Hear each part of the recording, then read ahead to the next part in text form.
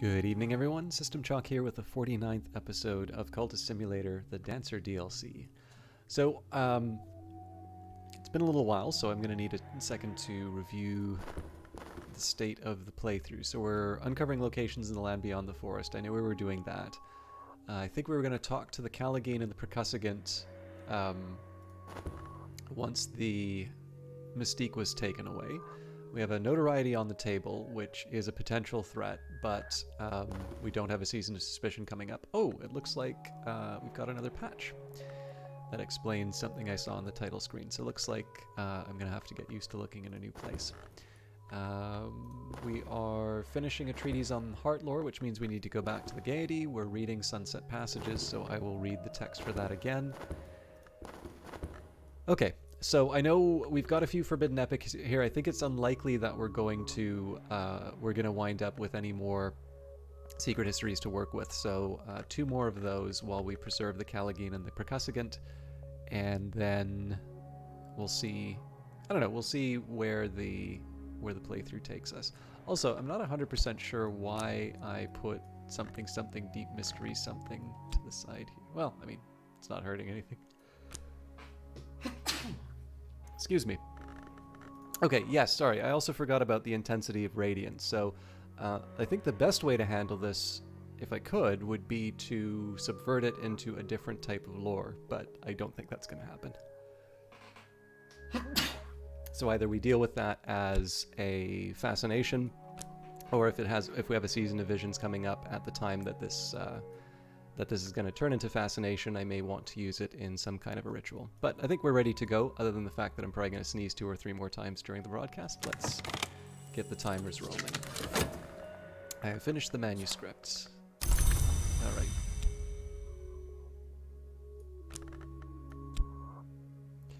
Because this is my first session for the recording, I'm going to have to put the effort to get everything back in place. I'm trying to remember who... I think we've got all of my... well, we can get this. So this would be the Count, Madame Bichet, so Dr. Redeem, when we can. I should be talking with him for another commission. Alright. The stage awaits hot and clean and bare and bright. If I move the moves and step the steps and do what is required, they'll pay me.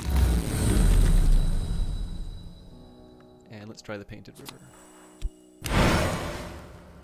The Painted River runs from a great chamber near the White Door, far through the mansus to its far edge, where it enters a painted delta of far cloud. I voyaged half its length last night with a stern-faced captain beneath a rust-red sail. As the clouds rose before us, the sailors raised a yearning shanty and close-hauled the sails to best use the painted wind, and all the while the captain and I discoursed on the secrets of the House of the Sun. One thing about this playthrough right now, we've actually been in this place for a bit, but we're in a spot now where we've got our highest level followers, and we have a pretty good system for being able to get whatever summons we want, and so suddenly expeditions are not as difficult to do.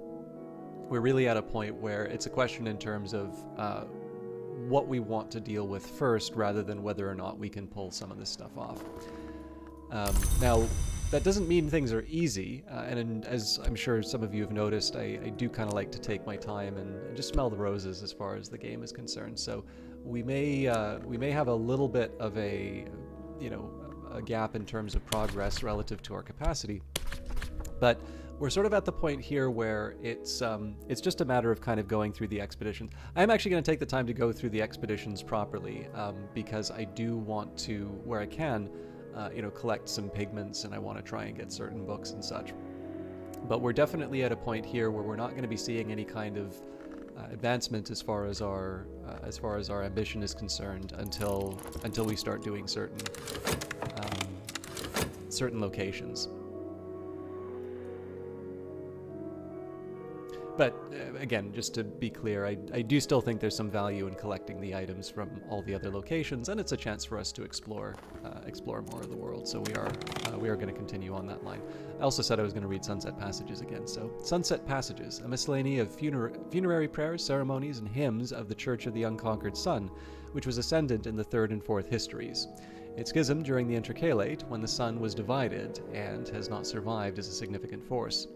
The church revered the sun in splendor before it was divided, but even while it was still whole, its later cells were recognized as its names. The madrigard, of course, presided over the death in the passage into the house. And no one understands us, or else they understand us all too well. So Leo didn't quite deliver for us on the reputation, but we're going to take the opportunity to chat with the Callaghan and the Percussagant. Again, this is just purely a matter of preserving my summons while I get new locations.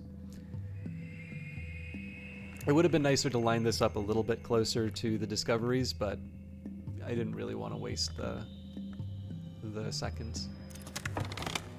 The white ceremony was spoken to honor the madrigard at funerals held in the chilly space before dawn. The text cautions that all blades should remain sheathed while the ceremony is spoken, lest the corpse not be quiet. So, use this in a rite with a heart, influence, and Byzantine taint to summon the voiceless dead. I can't remember if there's a way to... There we go. So if we take Chiliarch's lesson, this is the bone-dry story of the thousand men learnt in antiquity, of blood in its exits. To speak it aloud is to hear the sword hiss. Use this in a rite with a corpse and winter power, and the corpse will rise. So that's a reference to sunset passages. I really do like that. In fact, I would argue to a certain extent that's a little bit of a hint in terms of the game. I do occasionally check in on Reddit. So I'm only an occasional Reddit user, but I do have myself subscribed to the Cultist Simulator Reddit, and somebody was sort of talking about some challenges that they were running into in the priest playthrough. And one of the difficulties is, and I think I've said this before in other ways, is that my own view of Cultist Simulator is that I really like being able to sort of point people towards a way of thinking, but not necessarily point people towards a solution. Now, these playthroughs obviously are a bit of a breach of that, because if I'm going to make progress inside the game, naturally you're going to have to see me make that progress. But, you know, if you look at something like the priest playthrough, for instance, there'll be times where I say, okay, this was a particularly troublesome little puzzle that I had to deal with. Here's a little bit of an indication. If you're watching closely, you'll sort of see how I... how I got away with something here, but if you didn't notice it, if you don't know what to look for, maybe you didn't see it. And the purpose behind that is to sort of give people a chance to sort of say, oh, hang on, okay, I didn't notice that. And this is a chance where, if you're a priest player yourself, it still gives you the opportunity to maybe try and wrestle with the problem one more way, or better still, and this is definitely true for me, whether it's, math or a puzzle in a game. Sometimes there is a step towards a solution where you have a very broad understanding of the problem, but there's just that one specific in terms of implementation that sort of kept you from being able to sort of close the whole thing. And for me, I like where I can, if somebody's really getting blocked by what is kind of ultimately a trivial kind of problem or oversight, it's nice just to be able to nudge them ever so slightly towards getting past that while still sort of retaining that experience of being able to to work through the rest of it. So one thing, for instance, that I noticed is a lot of people were mentioning for that playthrough, it's like, oh, just go to Glover and Glover. And like, you'll notice for my playthrough, I never did go to Glover and Glover, because there's something kind of funny about, being the priest and being, disgraced and sort of put off into a parish for, for yours or the church's protection, I suppose there's a question. And then you decide to go work at the bank. Presumably you want to hold on to your, your title and status for certain reasons. You want to continue doing your work.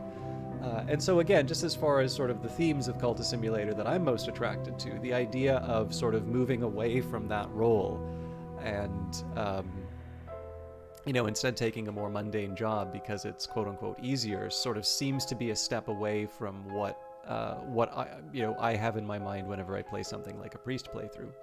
But, the game permits it, and so there's no, I'm absolutely not trying to argue that this isn't the way that that this is something you shouldn't do, basically.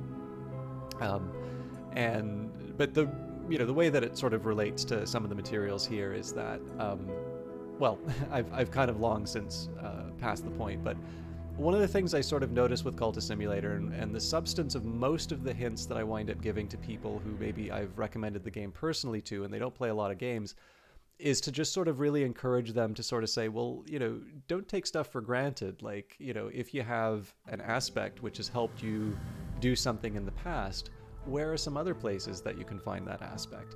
And what I'm kind of getting at is something like saying, it's like, hey, you know, this influence here, yeah, that's obviously Lantern, but so is Reason, so is Glimmering.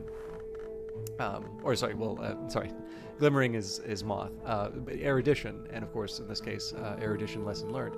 You know, there are other places you can actually get the same information, and perhaps if you need to get rid of it, then you have other options. And, you know, again, like sometimes people just need to be told and you can tell them. But this is a nice way where you sort of allow people to take a look. But for all the talking that I'm doing on this, I just also kind of want to point out that this is actually what the game does for you as well.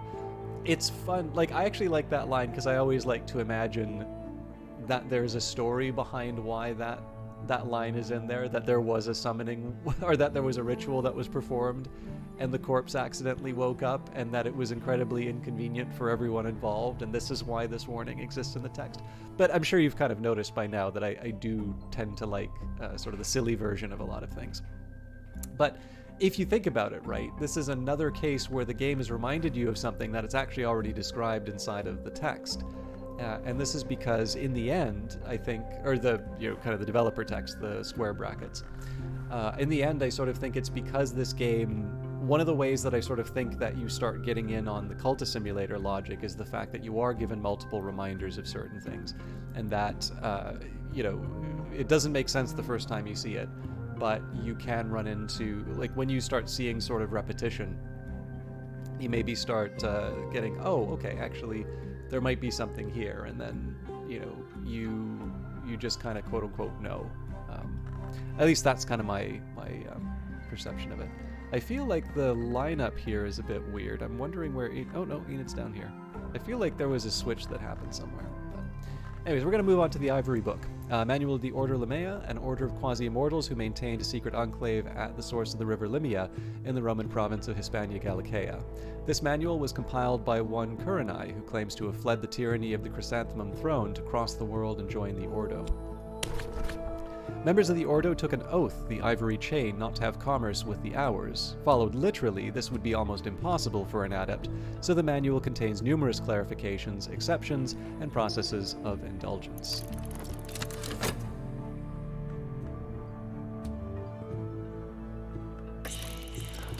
Tonight I sense an opportunity. Tonight I could attract attention. If I cease to hold back, if I commit myself more fully.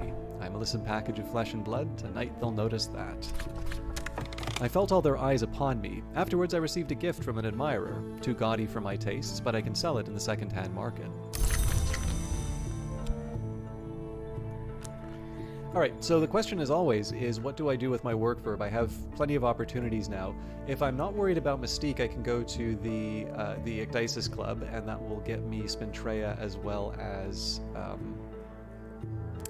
some funds, if I recall correctly. I could try painting, because I have a little bit of reputation kicking around. Probably not enough to make it really worthwhile, in my opinion. I can also try and do some kind of a ritual to get rid of the intensity of Radiance. Unfortunately, there's no commissions to write, because I didn't talk with Dr. Redeem in favor of preserving the percussive. So I think what we'll do is stop by the Ecdysis Club again. Oh, actually, haha. This probably will turn into a lower level lantern if I think of it, so let's maybe just double check. Okay, Season of Ardors coming up.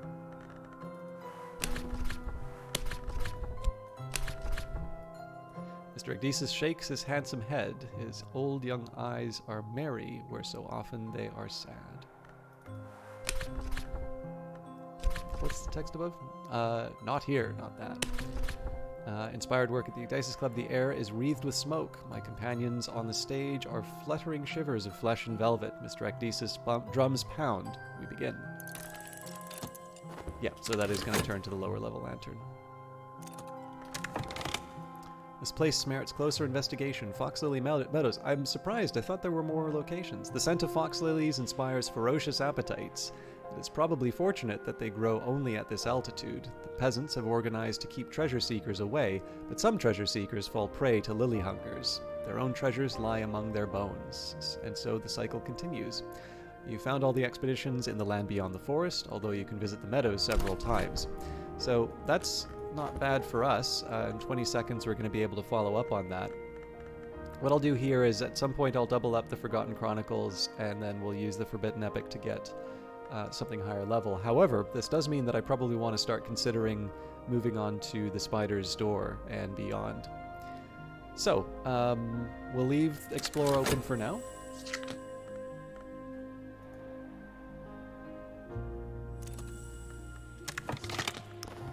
The sick room grows close and stale. Time to get up. And we will go back to the Stag Door. So one option we have, as always, is to use the lore. So we've got the formula concursit. I'm just trying to think. So here would be my guess.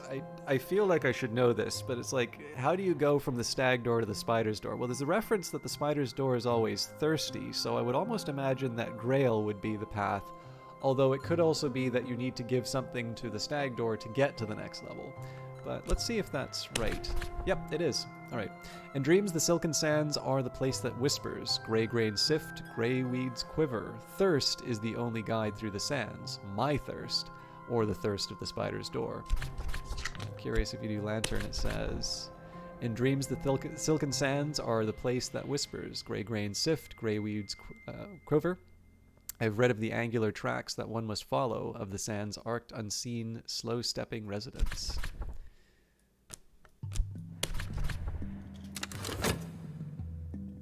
So that's, I guess, another example, you know, in terms of what I was trying to talk about before, where you have a, you know, you have an intuition in terms of what would be required. Now, in fairness, I know this because I've been to the Spider's Door before, and I know how it's described. Perhaps someone who hasn't been there may not necessarily, you know, have the same intuition in terms of Grail, but there have been references to the Spider's Door that aren't in the Manses. There are books that talk about it.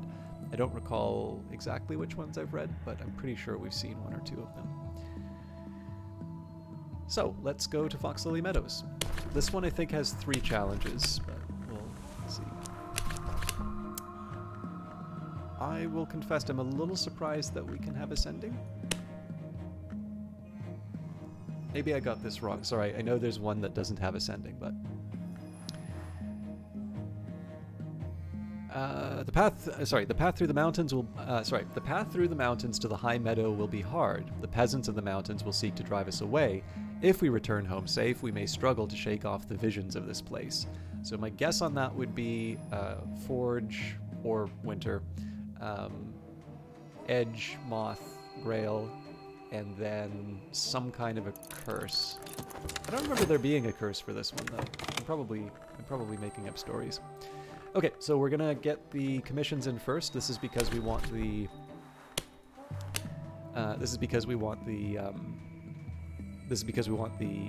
timer to go. What am I doing? This is Jannings.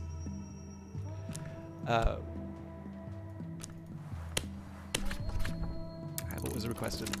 We want the cooldown to be triggering right away for Madame Bichet and Count Jannings. We'll also have to go to the Gaiety after the Ecdysis Club anyway, so it's not that much of a benefit. I've received the currency of the secret world, and my patron has let tantalizing information slip. Alright.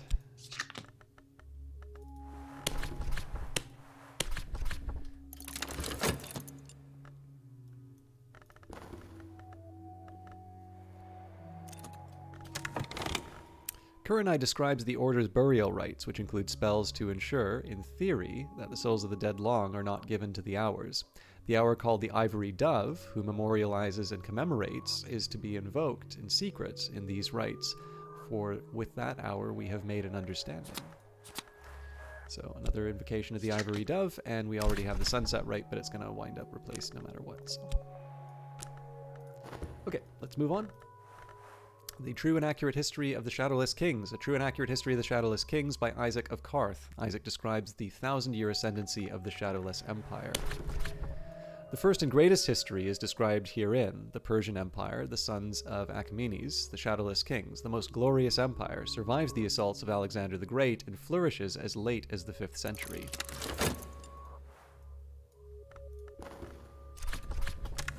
Receive the currency of the secret world, and my patron has let tantalizing information slip, so this would not be a bad time for us to consider trying to upgrade some lore, given the glimmering and the erudition. We're also getting close to books that we've already translated, so I may break my normal rule of reading books before upgrading in this case. Let's get a commission from Dr. Adim. The doctor would like help with his research.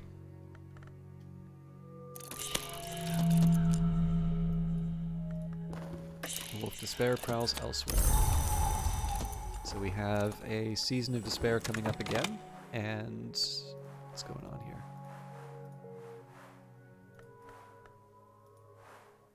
Interesting.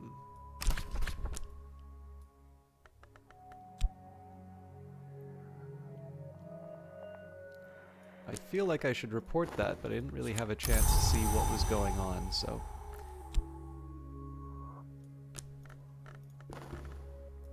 Okay, our expedition plans for the next challenge. It'll consume funds. I could add funds now, or I could send another follower. So we've got the high passes, bleak and gray-green slopes, lift the eye to distant snow-edged, sky-straining peaks. It'll be a devil of a job to find anything here. Forge will sustain us, winter will shield us. Watchers, mortals, perhaps even ordinary mortals, but quite a number of them. They can be fought, seduced, or deceived. And finally, there is the 5th eye curse. We need heart or winter to suppress this curse. Otherwise, it will not keep us from our goal, but it may trouble us later. So the first thing we need to deal with are the mountains. So we'll send Valsine to help us with Forge. Then we'll add a Skin Twister, which is definitely overkill, but certainly the best option in terms of helping get past the Watchers, given the fact that we already have a Callagine. And then, in conclusion, we will add a Heart Follower to deal with the curse, assuming, of course, that the Percussigan makes it to that final level. The musicians close with a flourish. Some of the audience start as if waking from sleep. Others applaud. One forces his way through the crowd to the exit, face drawn. There's always one. As we skip from the stage, Mr. Ecdysis winks, and here is Sulochana with her clever hands to bandage those of us who went too far. Alright, so there's the consciousness of Radiance. That is going to turn into fascination if we don't do anything about it. And we gain mystique and funds for our trouble. So, on to the gaiety. The stage awaits hot and clean and bare and bright. If I move the moves and step the steps and do what is required, they'll pay me. Now, as far as talking is concerned, we should probably be using Leo again. Okay, it feels like talk has suddenly vanished as an option. I'm not crazy about that, so I'm actually going to say... I know we only have a little bit of time left together, but I'm going to save that and continue. Oh, I should have mentioned, that was an ad for The Lady Afterwards, which is the RPG. Well, I say RPG, it's definite, from what I've understood, so for those of you who have not followed it yet, there is actually a Skeleton Song podcast episode about The Lady Afterwards, and I think the description was that it was something intended to try and bring people who are not necessarily fans of RPGs into that, and so it's also sort of, I think, advertised a little bit kind of like a murder mystery party, if you've ever tried one of those. They're like these, I've only ever done one, but like, the thing I had this like ancient box, which must have been from like the 1980s or something like that. But apologies to everybody born in the 1980s. I've now just assigned you 4 decrepitude, apparently. But yeah, you know, everybody's kind of given these roles. One person's the murderer, so they're sort of allowed to make up a story. Everybody else needs to give an honest accounting of what happened. And it's LARPing, but it's LARPing in sort of a socially acceptable way. And I think one of the things that may be a source of disappointment, that's maybe a bit strong, but I've definitely noticed that in terms of expectations, I think people were maybe expecting a more fully fleshed out source book in terms of building stories within the secret histories, and so far as I can tell, it's not that. It's sort of more of a one-off adventure. I'll confess, I'm sort of interested in it, but I know, I mean, I have difficulty even doing a standard, you know, RPG campaign on my own. But I think maybe the best thing that I could say is that if you are someone who has purchased the Lady afterwards or has otherwise had some sort of experience with it, feel free to mention it. I don't... so I'll delete comments usually if they're abusive to other people or if they are sufficiently mean-spirited towards me in a way that I'm not necessarily above criticism, but there's definitely some things where I'm like, you know what, that's not staying around. I'm not comfortable with that staying on a list. But just to maybe be clear, obviously I have done the work with Weather Factory. I'm not employed by Weather Factory, and I don't have any say in how these things get made. So naturally, if there are things where it hasn't worked out, I hope that people would be respectful about it. Of course, I'm naturally hoping that there's storms of applause that, everything that Weather Factory makes is really good. But if you've played Lady afterwards, or if you're familiar with it, and you want to share your experiences, I'm certainly interested in hearing them. And I'm sure a few others would as well. And I only mention the content side of things because I know it's sometimes a little nerve-wracking if you have an opinion that might be different from the person who is speaking on a video.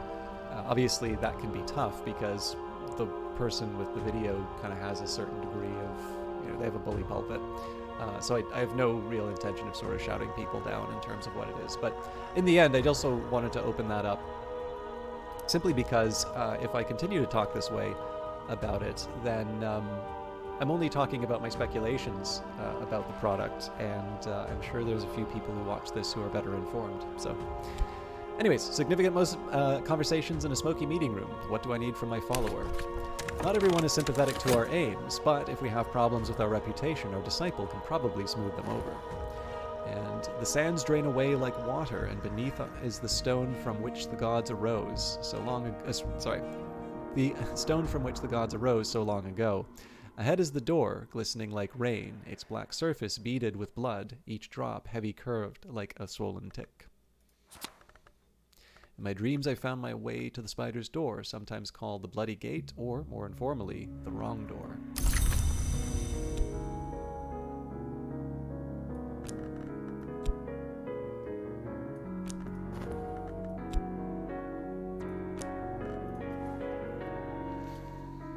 Okay, what do I want to do with Dream?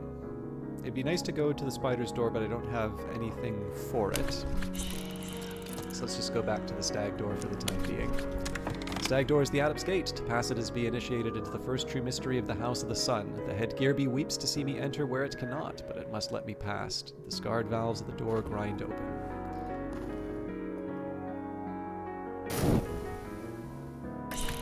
Mountaineer's Road. Our forge skills represent plenty of expertise. We'll almost certainly make it through. I'm going to add Yzabet. Now this is normally against my... actually, sorry, I'm not going to. I'm going to add a funds in this case. I wanted to try to make at least a little progress. I wouldn't still feel too bad about it because I do have other skin twisters I can send if we do lose them, but still, nice to avoid trouble. Tonight I sense an opportunity. Tonight I could attract attention if I cease to hold back, if I commit myself more fully. Tonight they'll notice that. After the fall of Rome, the Shadowless Empire takes Byzantium under its wing and moves east against the land of the Great River. Isaac begins to recount the invasion, struggling against the unskinned armies of the Hooded Serpents, but ends abruptly with a series of incantations that he claims allowed the Shadowless Empire to persist. So we've got an unresolved ambiguity. This is nice because this is actually this is what we need to continue our expedition, or our expeditions. And we have another formula: vigilant. One who watches does not sleep. One who sleeps watches not. One who watches does not sleep. One who sleeps watches not. Okay, I think we're actually close enough to the end that I'll... Oh no, that's not true. I do have one thing I wanted to do because I said I was going to try and improve my secret histories.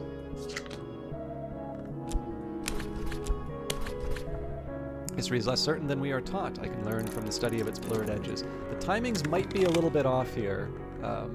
So again, I'm putting myself at a bit of risk, but the season of vision's coming up, so I'm going to need to deal with the fascination. and I felt all their eyes upon me. Afterwards I received a gift from an admirer, too gaudy for my tastes, but I can sell it on the second-hand market. Okay. Now, I have a commission to work with, so we'll get that out of the way. We'll take our lantern lore, take our reason, and more reason. This may be useful for commission.